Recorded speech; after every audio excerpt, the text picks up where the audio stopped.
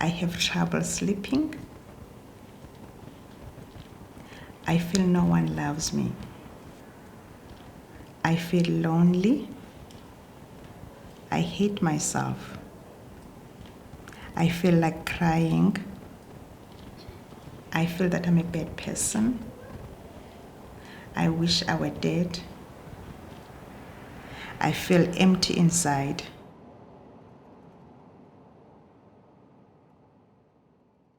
I think in Zimbabwe we are currently experiencing a shortage of human resources in terms of mental health.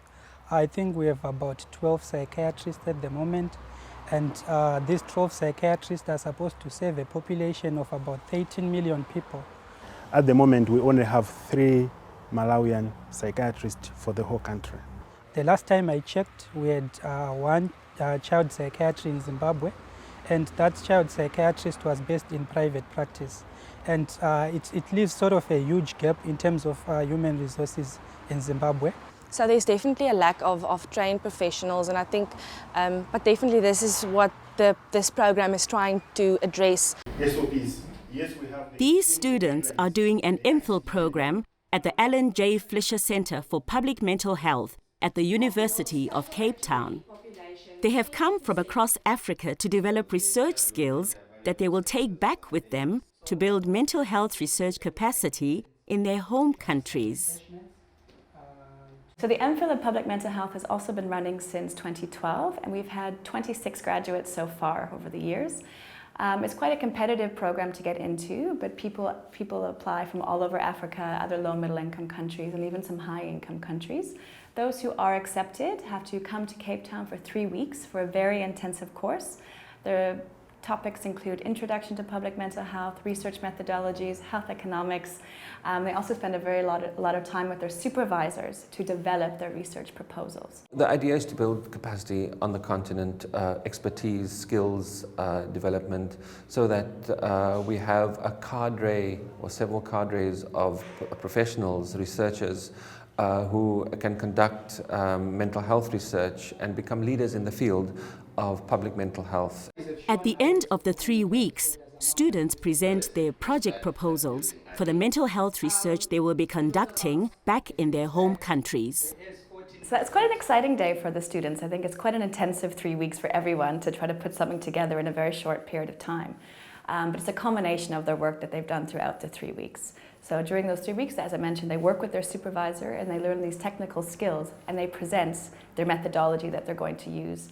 There's one reviewer who then gives more critical feedback and has read their proposal, but then it's open to the floor to also give further feedback. And the idea is that when they go home, they use that feedback to refine their proposals to make them much stronger methodologically. It was very anxiety-provoking, very.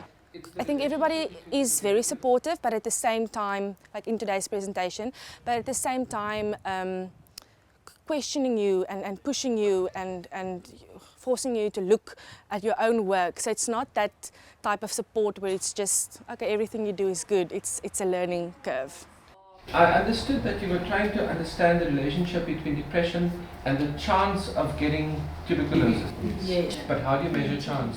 I think it might be helpful to explain that a bit more clearly. For the short 3 weeks, we got exposed to a lot of different elements and thought-provoking and discussion-provoking topics. If you think about how we came in here and where we are living, there's a huge difference. From the course, we have learned a lot about research in public mental health, how we can conduct research, how we can do the data analysis, how we can engage different stakeholders, how we can write thesis, and also on publications.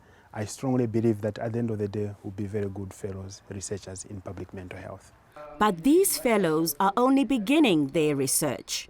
Hulelwa Mtukushe, who completed her coursework last year, is now close to finishing her research project. So the first question asks, are you able to adapt when changes occur? You can select any option here.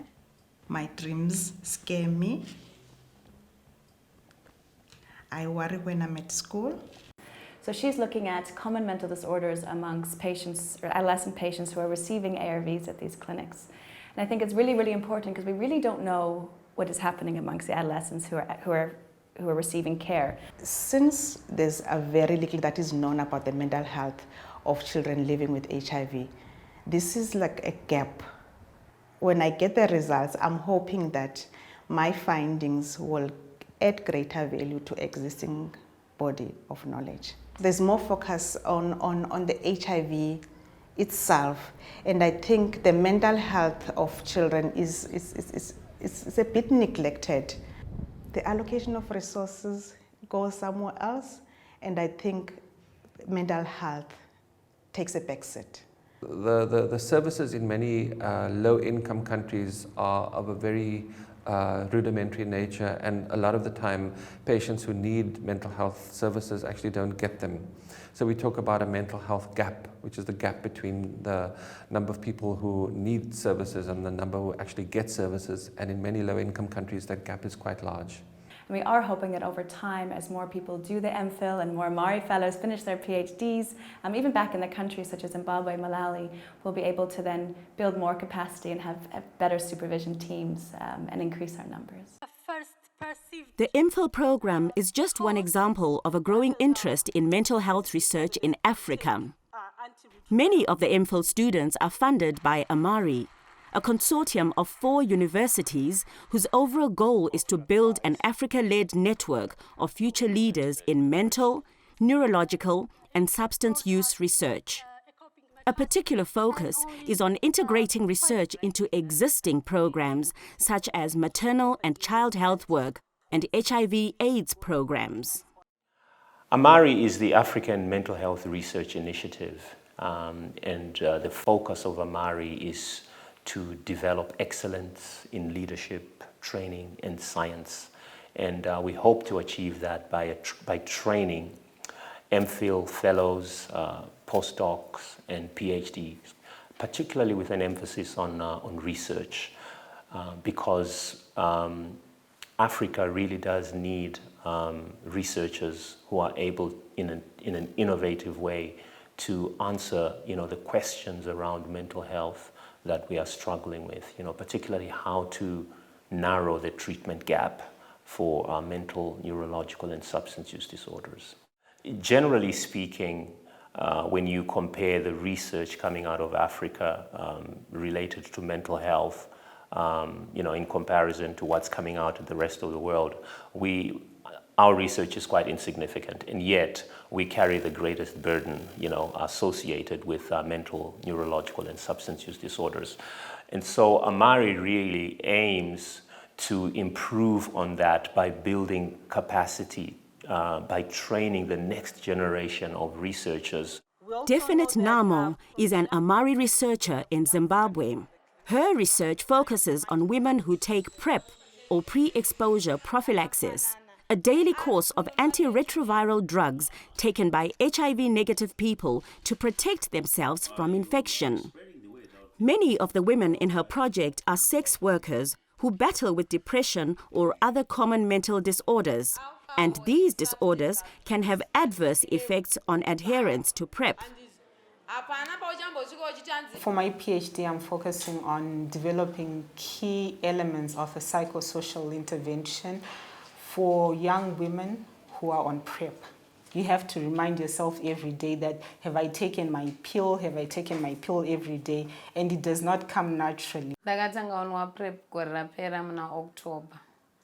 Ndauya pana clinic, ndapindawo self testing, ndakatestwa ndikabuda ndiri negative. Saka nebasa randoita ame sex worker.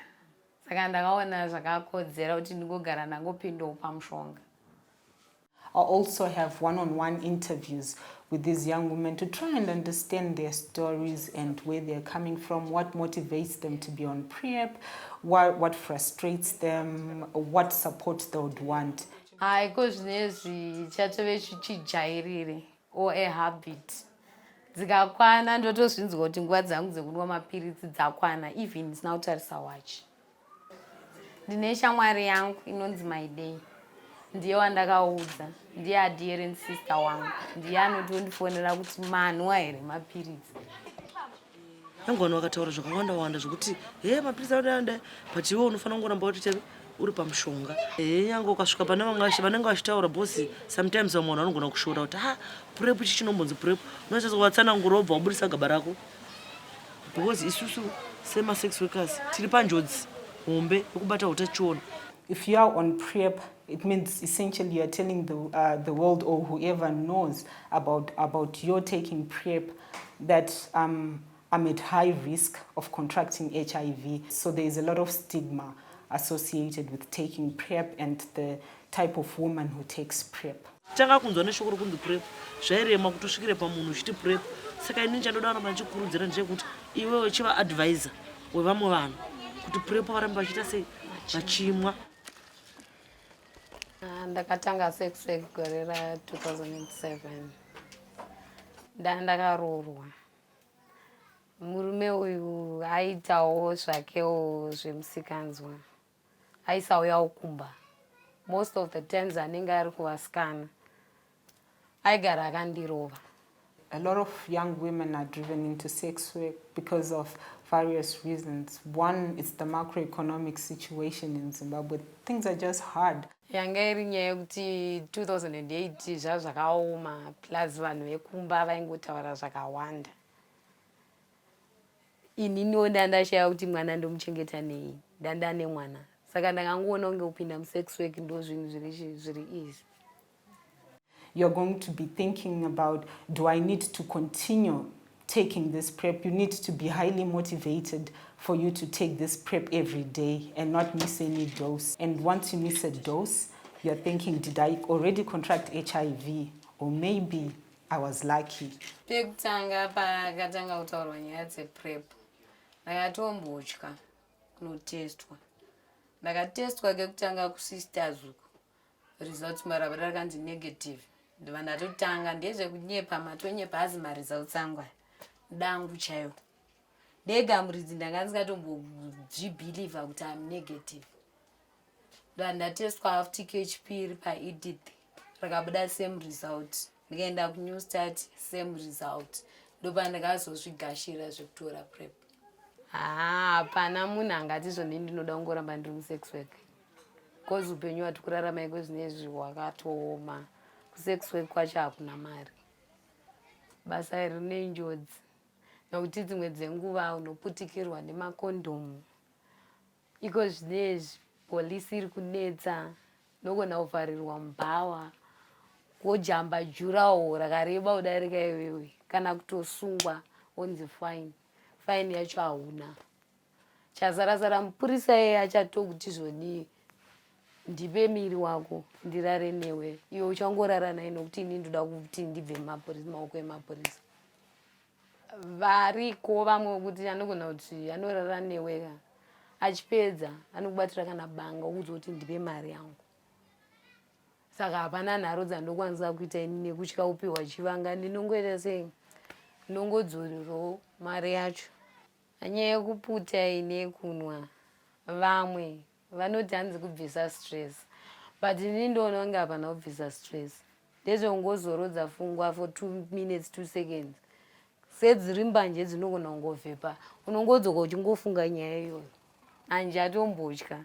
Changu chiripo kungogara ndine simbi dzangu dzebasa, makondomu chete, nekunwa mapiritsi angu kana kuti mushonga wangu nenguva nemwero. Zvanani kwezi hana tete varipo. Kana zvanyanyoomesesa kana kuti zvanyanyondirwadza, nongotsvaga one wokuzoti tete pakati. Zvinobva zvaperera ipapo. Inini changotanga sex work. Ndaingozviona kunge tingori vanhu vaya vanodzikisirwa, vanoshorwa.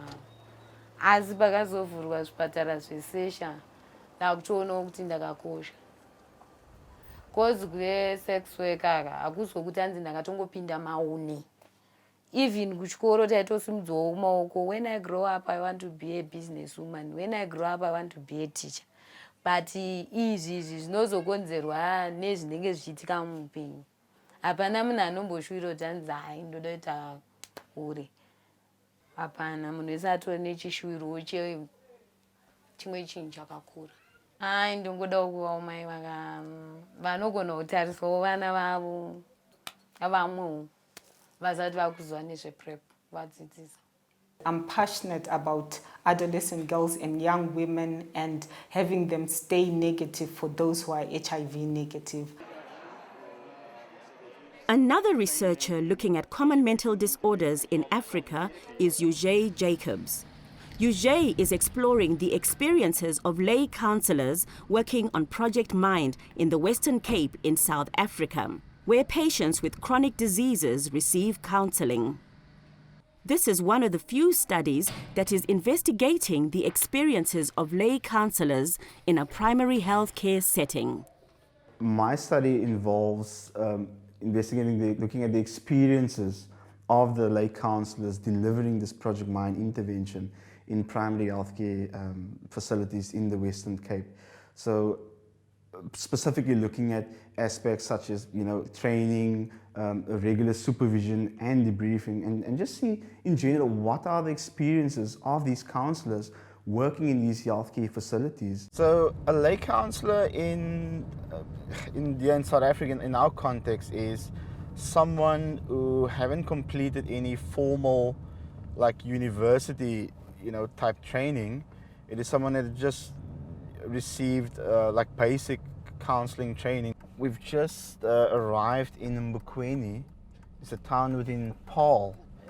So we're heading to one of the lay counsellors. She's always a person very open-minded, always happy to learn new skills, especially when it comes to counseling. As a lay counsellor, you have to do the appointments. Start with your first session, whereby you give the person the space, the private space, confidentially, and also show the dignity, and you show that you care about it, what the participant is going to say. And after that, you start with your sessions, whereby the person will go on and talk what is really bothering, maybe for many years. We don't give you advices. We sort of let you name your problems, then we sort of try to see or try to make you see in a way that you can solve your problems. The first step is obviously you want to get the patient to identify the problems, right? Regular supervision and debriefing are crucial for counsellors to deliver this intervention optimally. We do take risks so that we can actually do our job, help people that needs to be helped. We sometimes forget about our safety because we have to be there for these people that we promise that these are the people that we want to work for. It can become quite difficult or challenging for the fact that in different communities and at any time there could be protests happening, or even in some communities which are prone for gang violence, where there's territorial battles. Then normally I have to avoid those areas on specific days due to that. Oh, crime is very high, especially in the community that I'm living in. So, say it was last year, sometime, I think it was around September, October, where a few people were shot, but now these people that were shot were not part of the gangsterism. It was just school kids that were walking on the road. So they wanted to come finish off the students at the facility. So we phoned to the offices, then we were told that we should leave the facility ASAP so that we could be safe in a way. So gangsterism is very high in our communities. Obviously working in mental health is a very challenging field to work in because you're taking on other people's problems basically, and you have to carry those people's. But so the question remains, who carries them? Who carries these lay counsellors at the end of the day, and who support them to be able to function in an environment where they have to carry other individuals? To be a supervisor for lay counsellors is much more difficult than one would anticipate. A lot of the lay counsellors come with very difficult problems. They have very difficult life circumstances. So to manage supervision in a way that feels that they're coming from a supportive environment, but also addressing some of the counsellor's needs without going past that boundary is also a very tricky line. And UJ also has those, he's a registered counsellor and I think is a really, really great counsellor and a great supervisor. There's a lot you can do, but it's at this moment it's for you to find, you know, that one single point of focus that you would like to focus on and say, there's a lot of issues, but this is the gap and this is how I'm planning to fill that gap. I'm doing my honours. It's the last module to my honours on industrial psychology. This is the principles and practice of psychological assessment. It's whereby I'm learning which kinds of research I can do. After I completed, I want to do my master's. Then after my master's, I want to do my doctorates. So historically, the professionals who were tasked with providing mental health treatment to patients would be psychiatrists, psychologists. It takes several years to train a psychiatrist and a psychologist or a social worker, etc. It's expensive. And in low and many middle income countries, the number of highly trained professionals is very small in proportion to the population who require services. And so the idea is, can we train lower level people who don't need 6, 7, 8, 10 years of training to be able to provide and render effective services to patients with referral if necessary. Community care workers or lay counsellors can actually be trained in briefer mental health treatments and deliver those brief interventions to, to people attending primary health care facilities. So in that sense, it also frees up a lot of resources available where, those in specialist positions such as psychiatrists and psychologists can attend to more severe type of mental illnesses, and your lay counsellor, community care workers can attend to your more common mental type disorders. And so this is the idea of shifting certain tasks from highly trained professionals like psychiatrists and psychologists to lower level individuals who can provide those kinds of services. So the reason why task sharing has become increasingly popular is because of the huge treatment gap, especially in terms of common mental disorders or mental disorders. Rulani Chawuke is a Zimbabwean researcher who has been working with the Friendship Bench, a psychological intervention which also uses the task-shifting model. Her MPhil project focuses on the attendance of adolescents at counselling sessions. The way it works generally within the Friendship Bench is that lay health workers are trained, and then after they're trained, they received ongoing support and supervision in order for them to carry out their work. The Friendship Bench is a psychological intervention based in communities in Zimbabwe. So this is the Friendship Bench Articulate Hub, and basically if you go around outside in the garden, there are quite a number of benches. I think we have about 10 benches within the gardens. People are actually free to come in here and have a session, sit at the bench. So once you go there, you sit down with them, you tell them your problems. You're supposed to leave the problems at the bench. So initially what happens when someone comes to the Friendship Bench, the counsellor greets the client, they're warm, they're welcoming, and they offer the client somewhere to sit. And then they do a brief introduction, they tell them a bit about common mental disorders, they tell them the causes, the effects, and the symptoms. We focus on depression and anxiety. Those are the two common mental disorders that we focus on. Have you ever heard the word depression in your life? Yeah, depression, I've heard of the word, but not knowing what is it exactly. Some of the adolescents who come at the bed, they don't even know what depression is. So you have to do what we call psychoeducation first, so that they know what depression is or kufungisa is. From that point, some of them realize, oh, I'm depressed. Depression is when you feel lonely. Sometimes it has symptoms. There's lack of concentration at your work, lack of appetite, lack of sleep, or sleeping too much. You might even eat too much, isolating yourself from people.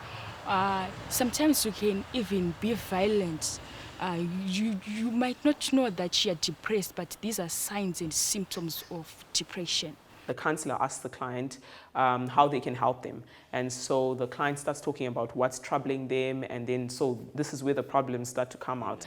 Some will say, I have family issues and that's why I'm depressed. Some adolescents are being depressed by health issues and relationship heartbreaks. At this age, you know, this is where you start feelings.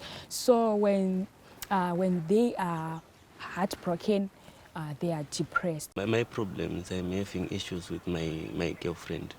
It's my first relationship and we are having challenges. She is now cheating on me. At home, I am also having complications with my parents, with my brother.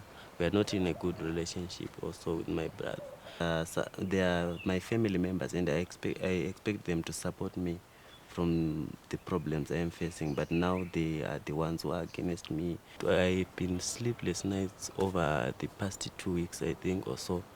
It has been difficult for me during this. I can see it is really. I need you to give me which problem would you want us to start first? The relationship with my family members, I think, is the one I want us to start with. Once they have detail on the problem now, what they want to do is they want to start coming up with solutions. So the solutions are coming from the client as well. So the client starts to list possible solutions to the problem with the guidance of the counselor. From the goal you gave me, do you have any solutions so that you see that your goal is taking place? If my parents and my brother accept that I have a girlfriend, and it's something that is normal to me to have a girlfriend, if I feel like I should have one. So I think if I have a good relationship with them, they are the ones who are supposed to be comforting me. They check to see how smart the solution is. So they're trying to get all that information to make sure that the solution is foolproof. This is what all the information we need to come up with before they leave.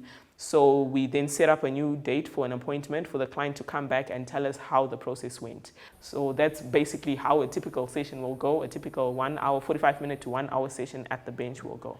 So the research that I recently completed was looking at some of the reasons why young people continue coming to the friendship bench and reasons why they actually stop coming. In Zimbabwe, the adolescents are left out. They don't know where to turn to. At home, if they want to talk about depression, they'll be judged. You, at your age, you can be depressed. Some of the participants initially came to the friendship bench without any knowledge of depression and anxiety, but after having spoken to the lay health worker or after that first or second session at the bench, they actually spoke about a lot of the symptoms that came up from the screening tool resonating with how they were feeling. So some of the recommendations I'm making based on the research I've done is that we create more youth-friendly spaces for young people to access care. So these have to be safe and they have to be spaces where young people are free to open up and talk about their problems. There are so many adolescents here who really need help. So when they come to the bench, you can see that this person is relieved. You talk to someone, like when you pour out something, you feel good. So at the end of the session, they'll be like, thank you, I'm feeling good. You know, when you help someone, seeing that you have put something that you have saved life, it lift my spirits that I want to keep going doing this. Yeah. AMARI's annual scientific meeting provides a forum for young researchers like Megdes Demisi to present their research to the academic community. Megdes is a PhD candidate from Ethiopia, and she is developing a psychosocial intervention for people with bipolar disorder. Bipolar disorder is a mood disorder. And the core feature for bipolar disorder is the mood change, which is characterized by the change in mood. Sometimes the people with bipolar disorder will have low mood, which is called depression, and in another time they will have high mood, which is called the mania. I'm diagnosed with bipolar disorder type 2, so I'm more depressed oftentimes than manic, and My mania is a kind of milder one. I had depressive episodes for a long time, and I couldn't function, and it affected my professional life as well, because I couldn't work, I couldn't focus, I couldn't get out of bed, as simple as that. I go through a hypomanic episode. I feel very ashamed afterwards, the way I acted, because it affects me and it affects other persons as well. Mental illness is not only the illness of the patient, but it also affects the family members and the community and the country at large, because it has an impact on functioning of a patient. I have had a very tough life with bipolar disorder, but I'm really lucky to have educated parents and very supportive siblings. Bipolar disorder or any other mental illness, social support, emotional support is very important. So in our culture, families are very tied to each other. They are coming and supporting the patient. So it is the positive thing that we have in Ethiopia. With good management, self-management, and with the help of people around me, I've managed to live with it successfully. I was working in the clinic, so I got a chance to see those patients with bipolar disorder. They were coming frequently with different social problems, with relapse.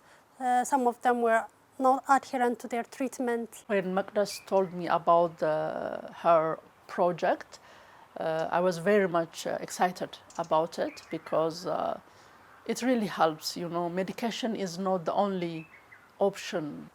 The medication only may not work, so we need other treatment options, specifically in a place where there is no treatment option, despite having high prevalence. So that motivates me to work on bipolar disorder. And my research topic is more focusing on developing and adapting psychosocial intervention for people with bipolar disorder. It's very difficult in countries like Ethiopia to have bipolar disorder. We have a very strong stigma and discrimination against people with mental disorders.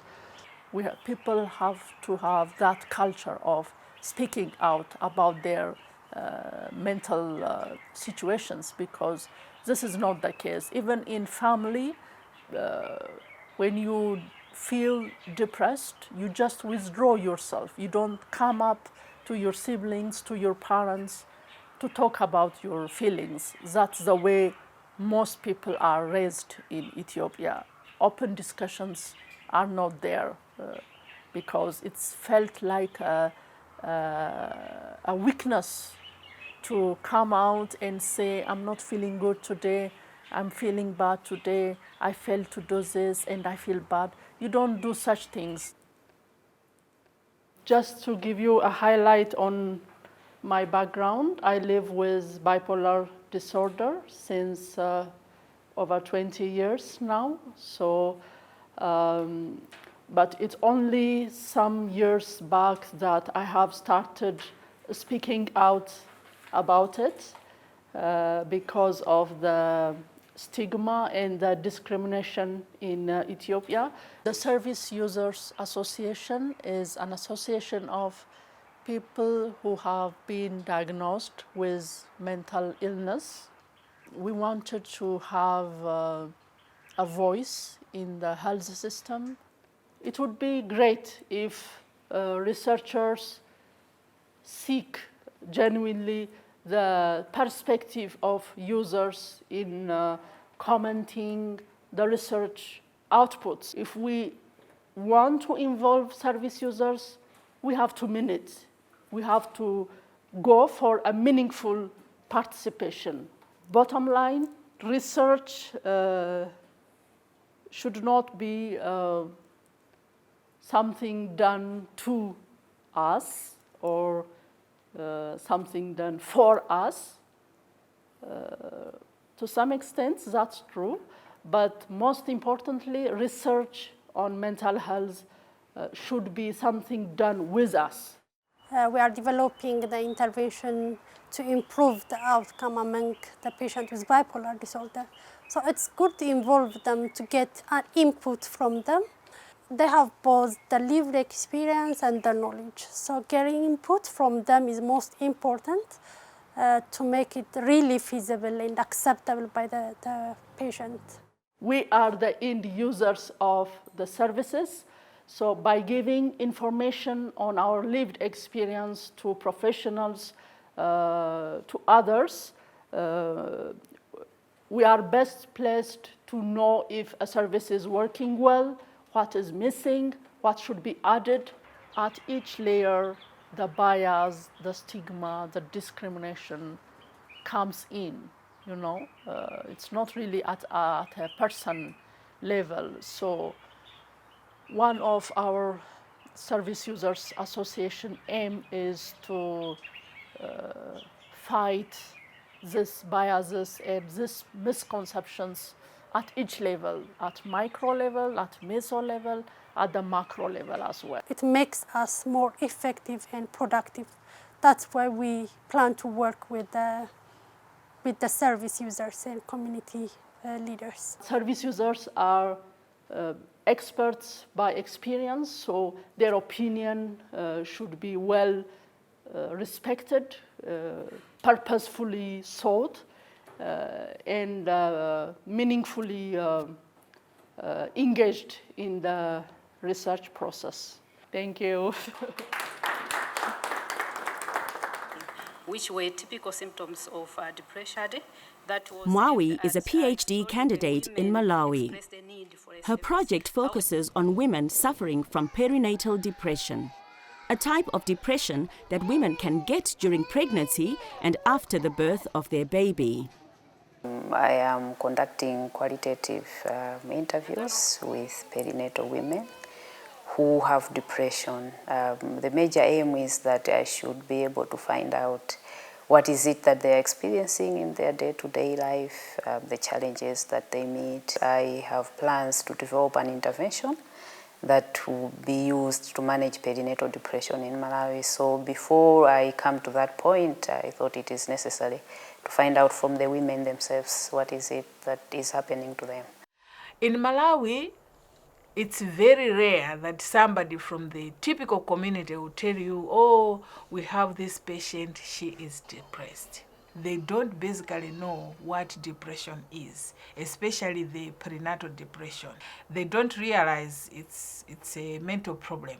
It goes unnoticed. Sometimes it's not detected because some of the symptoms are similar to what maybe women would be experiencing when they are pregnant. Mostly when you just meet them for the first time, possibly what you might first notice is their facial expression. Sometimes a woman might seem so distant, or sometimes she might appear sorrowful. Even before you talk to her, you might be able to see that something is not right with this woman. But the major challenge that I've seen is to get the women to talk about the issues that are going through their life.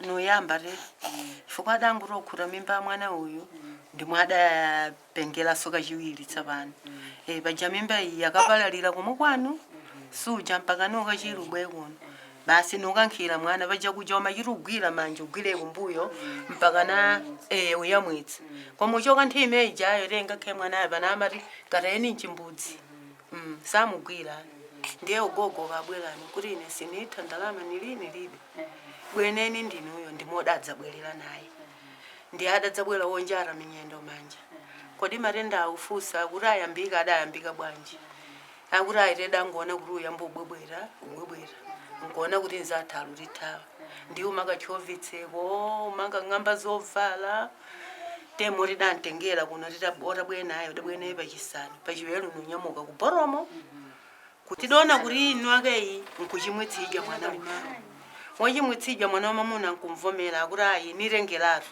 nkurenga obuta mwezi okuti vailero yaluka mavena awo manguti abasi moti ulendo uja nachokane kuja ku St. George tafika kuno mpaka nizo damunika uku zonse adacho kusiku yeka adakagona pachile nuchokulendo kwathu zovala zonsezo notaya adachitubwera ni vanthu ena ndimoda mpatseka sali yako kwa adathawirako zake zimene adatenga uku zonse adataya nosiyanitsa pang'ono osati usiyanitsa wenewene chifukwa alugwi ususesako tsuka mbalezi ukarunga madzi mwina foja aitira chola umakasoka nawo ndithu moti leti nali limodzi koma pazinazi kuti ugwira mwanayi ayi adangonikanikiza kaya usesa muno nyumba ayi ng'oma nkhala limachitupatsidwa chakudya ayi kulibe. The part that still is a challenge is on the nursing of the baby. She hasn't been nursing the baby.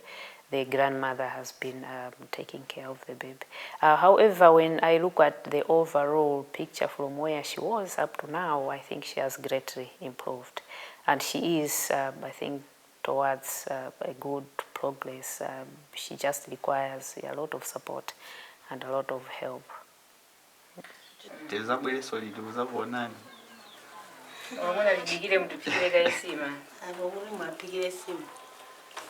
Now that she is home, we still continue visiting her in the home. One, to observe progress in the home, but also to offer continued counseling to her as well as the family on the way forward, what they can do to assist her so that at least she can regain her normal function. Ndifokondwa kwambiri. Ndifokondwa kwambiri. Mabuti tano tambapo kugwira kuti nantina chifukwa cha umoyo wa uyu. Pamene mwatithandizirapo togwirapo tsopano. Koma zambiri zidatayika ndi. Her improvement has been a result of the medical treatment that she has received as well as counseling and also rehabilitation. Vambalimu kapena banja lino ndiye timakhalira umodzi ndithu koma avena awo manguti abasi. So this is Kabudula Rural Hospital. This is one of my study sites. What we've been doing here is that we have been screening antenatal women from 28 weeks pregnancy up to the time of delivery. And then we've also been interviewing postnatal women who have young infants up to 6 weeks. Zila za mbuyo muyambira pa chiwiri cha sabata yatha kuzafika chiwiri cha lero. Mwakhala mukumva bwanji mumtima. Ava pautanthauza kuti osati bwino kwambiri. Apa pautanthauza kuti mwakhala musangalala amene masangalalira nthawi zonse. Ndiye ino mwati muli bati. Masangalala monga nthawi zonse. Funso la chiwiri. Kodi msabata yapitayi mwakhala mukudikira ndi sangala mzinthu zozachitika mtsogolo. Takhalanso mmene limakhalira nthawi zonse. Chabwino. Nanga kodi msabata yapitayi mumachita mantha kapena kusowa mtendere popanda chifukwa chenicheni. Mwakamodzi mantha wamabwerawo. Chifukwa ndikangomva kuti mwina wake aulira chani mona ngati basi tonse tidzadutsa njira yomweyo. Izimenezo zikamachitika kuchipatala kuno. Iwe ukona upanga bwinobwino ndiye kamodzi nkhawa pena imabwera kuti inenso ndidzadutsa mmene awulira anzangayi kapena ndidzapanga ngati mmene uyo wabwererako bwinobwino. So this is the information that we are hoping that will help us to come up with an intervention that will be able to implement in antenatal as well as postnatal clinics to help women who would be having perinatal depression. The women who have higher scores, who basically have depression, we have been referring these women to psychiatric nurses who are working in these two sites so that they can conduct a thorough diagnostic interview and then help them appropriately, because at the moment there is no any other intervention, apart from medical care and some basic counseling that is offered here. We also identify some other women who have severe symptoms of depression. So once these women are identified, then these ones we refer to the psychiatric unit. We are planning to help her gain the skills as a mother. How can she take care of her home and her baby? So some of the skills, it's like we help her how to take care of the baby, clean the houses, how to prepare meals at home, how to interact with the others so that we can prepare her for discharge as she's getting better. All the time when she's breastfeeding, there should be someone else, because at times you might have maybe relapsing signs, say this baby is not mine, so you find that maybe she can throw it away with the baby, or maybe even they kill the baby. We have been able to follow some women that we've referred, so that at least we can see the progress from the time that we met them in research while we were screening or conducting interviews, to where they are now and what other needs they have. Ndizaka 21 number 97 lenga ndi zinthu zovuta ndi nthawi imene naliliyo ndimene ndikazolera pa nyengo imene nali chifukwa kuti nali kubanja nepezona kuti khamene kuti nankha kumezi 6 gwazera munthu amene nali naye banja akubwesa ari kubwera mkazi wako yo kumwezi kwawo ndi makhalidwe baba makhama khalido ovuta ngasiri makhanyu mbe modza anthu anga anthu awiri ndi makhabe zovuta kanthu akale meka muonekera singatufuzo kanenga kuna ngari kapesu meka makhaka cholembera kaje kufuka nthaze mwe mali nkalingalira mene kulili kuno kwe ndi mali vutika fa bwa ngala mwalira ndili wang'ono ndi mene bali vutika makulanga mwangale benzaika bebe chipinjo basi nangosia kama mwanthaira ntakhala ndili komwe kokwe natenga china chake chingoma chiporo mwene tangodzimanga kapena basi nangoziletsaso nkusiya. She's no longer suicidal from the recent assessment that has happened. Awo makhalaba chifolo mwina ana mene mwani naje lokwacha bila nasiya madiyolo mwina aja bila ndamayi mwina beno kuti nditsuke mbalo imene basi mango yilolesi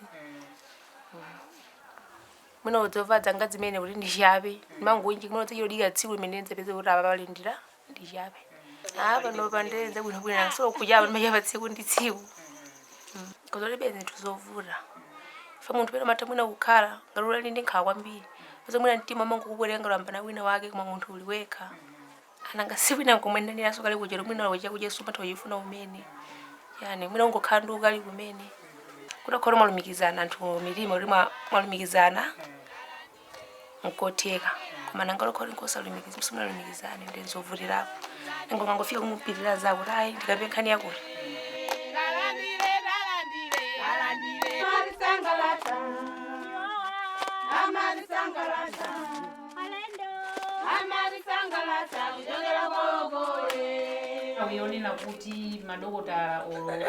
We are conducting focus group discussions with these self-help women groups. We are asking them about their knowledge about depression, and if they know about depression, they described it in different ways. Oh, when a woman is depressed, it means she feels so tensed that she cannot do anything else. There's something like panicking her. The person cannot eat, cannot care for the child, cannot care for her own health, cannot care for the family. She has low self-esteem. She's hopeless, she's helpless. So those kinds of words seemed to come out.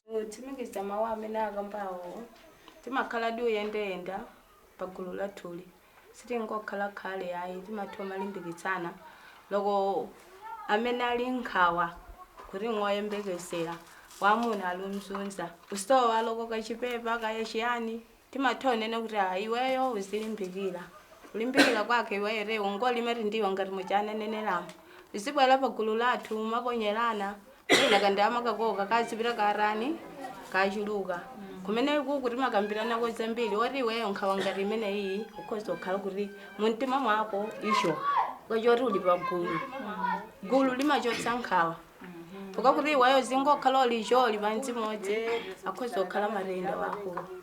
When we just arrived at that site, we could think, oh, these women will say, no, we don't know what depression is. But then during the discussion, you could see the issues coming out. You could see the examples of signs of depression, you know, meaning that depression exists in the communities. Depression comes mostly because there is a problem. And mostly it's because there is a psychosocial problem. A problem that she can deal with. Timagwirizana zosiyana-siyana zolindira manyumba. Wena kumakhala bamuna womwe wakwambiri ndiye kumakhala uvulika maganizo aya amuna anga mamwe wamotere odipo kumupanga chili chose nchosowa fachoti bamuna lokuti lime mpiri kudimba amangogulitsa mamwera mowa sobo bakumotani wosowa yogaira yotani yosowa sobo kumomo pali njala ndiye nayo maganizo wanga nusazochita anzanga munithandiza ko bwanji ndiye limene paja timapatsana nzeru muthandizo jam zathu zimene angachite ndi imene angapazire. These support groups, they help the woman to associate with other people. It makes this woman to feel important about herself, to have that self-image, to have that high self-esteem. She feels important in the society, and the depression can go because she feels she can do something on her own. So this woman is able to say, okay, even though my husband is not taking care of me, I have the capacity to do this. I have the potential to do something. I can develop my home, you know. So when that starts, the issue of depression can be dealt with. Ndiye ifeyo ngatazimaya zake timatha mulimbikitsa kuti ababa mpofunike kuti ilili ni banja pofunike niyo mukhale ndithu anthu olimba mtima ndipo ngati muona kuti akuchita ni nkhanza za mtutu umenewu muofunika kuti inuyo muzipilira nawo amunawa chifukwa mdakulirana nawo. We need to have intensive community education in the community so that people should really know that depression is a mental illness.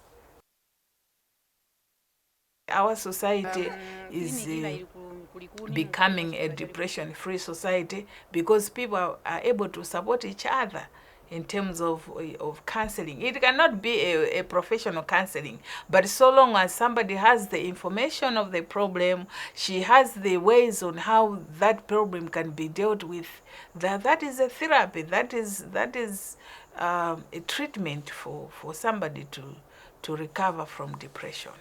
Think of the woman herself. Think of the child she's expecting, or think of the newborn. Think of the family. Think of the community. Think of the nation as a whole. So it affects everyone. My hopes is that at least we can be able to reach to a wider community with mental health awareness, specifically so that we should see a community that really appreciates the challenges that women meet in pregnancy as well as in postpartum, so that they can be offered all the support and all the help that they need. In the African culture, for instance, mental illness is still seen as taboo, and it's a lot focused on severe mental illness, and there's no real term for them to refer to mental illness or for things such as depression and so on. And often the terms used in those cultures are stigmatizing terms. And so that further just perpetuates the issue of stigma within mental health. You know, in terms of mental health literacy, people don't know about mental health, the symptoms. They aren't able to identify symptoms of depression, for instance. So because of that, that whole cycle of stigma and so forth is just further perpetuated. And ultimately, in some cases, those issues just progress where people, you know, become almost ostracized from their communities. We need to address the issue of stigma in many societies where it's sometimes thought of as a shameful thing to have a mental health condition. I think we need to get over that.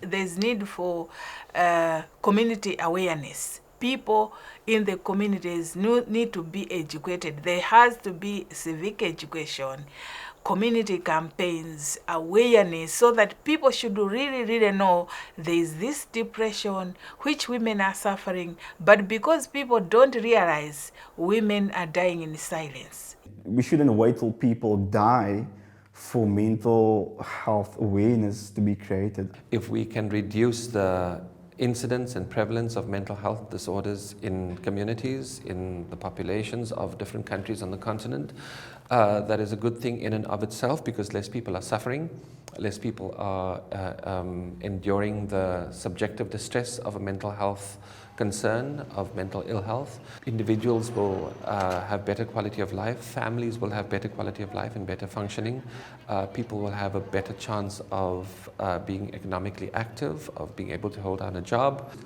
The burden on the healthcare system will be reduced as well, and the burden on the state will be reduced. We want everyone, everywhere in Africa, to have someone to turn to for their mental health needs. And we see AMARI as a vehicle for that. Mental health doesn't discriminate. It doesn't discriminate against the color of your skin. It doesn't discriminate whether you're rich or poor. It affects everyone, everywhere. I have trouble sleeping. I feel no one loves me.